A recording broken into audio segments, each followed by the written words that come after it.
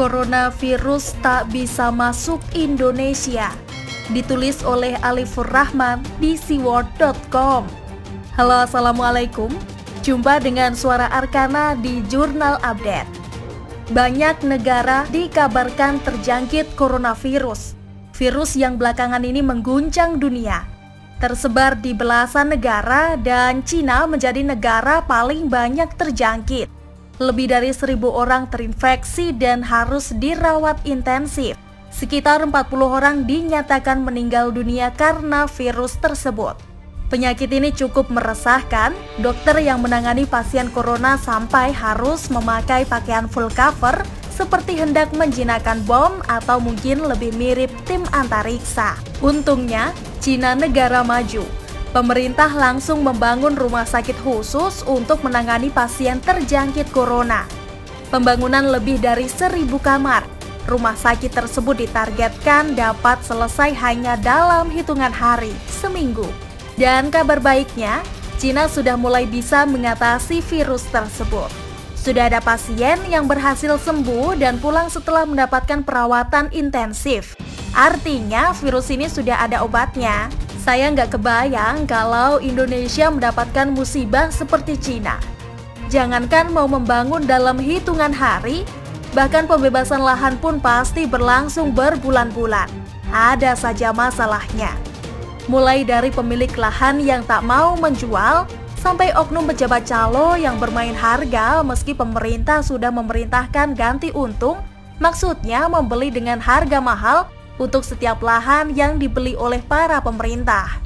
Karena coronavirus ini diprediksi bisa menyebar secara cepat dan membunuh sekitar 60 juta orang dalam 3 bulan. Prediksi ini berbeda-beda, tapi intinya dapat membunuh puluhan juta orang dalam waktu yang sangat singkat. Terus kebayang nggak kalau coronavirus itu bermula dari Indonesia? Baru selesai pembebasan lahan untuk rumah sakit, tapi satu provinsi sudah habis tak tersisa. Dan saat rumah sakit selesai dibangun, Kalimantan, Sulawesi, Sumatera, Papua, Maluku, Bali, dan Nusa Tenggara Barat sudah habis terkena virus. Tapi tenang saja, itu tak akan terjadi karena sesuai janji Tuhan, musibah atau ujian itu sesuai dengan kemampuan kita. Nah, karena kita ini tidak mampu, bukan negara maju, maka coronavirus tak lahir di sini. Jadi kita harus mempertahankan diri sebagai negara tidak maju agar tidak dapat serangan mematikan seperti coronavirus. Tanda kalau negara kita belum maju bagaimana? Nah, ini penting. Karena dengan mengetahui bahwa negara kita belum maju, artinya kita aman dari ujian-ujian berat. Tandanya sederhana, selama masih banyak orang yang menganggap musibah sebagai azab, selama itu pula negara kita masih belum siap maju. Karena rakyatnya masih primitif. Dalam hal coronavirus, bagian rakyat kita berpikir ini adalah balasan Tuhan azab terhadap rakyat dan pemerintah Cina yang semena-mena dengan Muslim Uighur. Bahkan bagaimana rakyat kita dengan imajinasi luar biasanya mulai menyalah-nyalahkan pemerintah. Katanya negara-negara lain sudah ada yang terjangkit, sementara di negara kita bersih, tak satu pun orang terinfeksi. Jangan-jangan ini adalah tanda pemerintah yang tak mampu mendeteksi.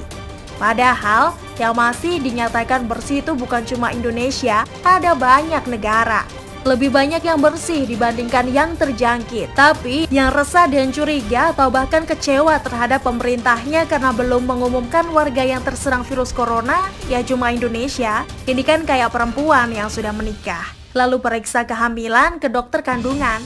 Nah, setelah dibilang negatif atau belum hamil, kemudian dokternya disebut tidak mampu mendeteksi. Dan yang bilang seperti itu adalah orang-orang yang tak paham ilmu kedokteran. Di satu sisi kita sedih karena ternyata warga Indonesia masih banyak yang unik, tak punya nalar logis, tapi di sisi lain kita juga harus bersyukur. Karena dengan adanya mereka, Tuhan belum akan memberikan ujian berat kepada kita. Jadi ya sudah, kita nikmati saja. Karena nampaknya cita-cita Indonesia maju itu masih panjang. Ya gimana? Kita yang logis dan realistis ini lebih suka diam dan acuh. Begitu perhitungan, taat pula dengan sistem KB 2 anak cukup. Sementara orang-orang halu yang dikit-dikit kafir dan neraka itu anaknya selusin. Poligami sempurna pula. Maksudnya punya istri 4. Lalu gimana caranya negara ini mau maju? Ya nggak bisa. Tulisan ini hanya iseng belaka, tapi serius sebagai opini. Kalau ada yang tersinggung, ya biarin aja. Begitulah kura-kura. Dan bagaimana menurut Anda? Silakan menulis komentar di kolom komentar. Jangan lupa untuk like, subscribe, dan share. Arkana pamit. Wassalamualaikum warahmatullahi wabarakatuh. Bye.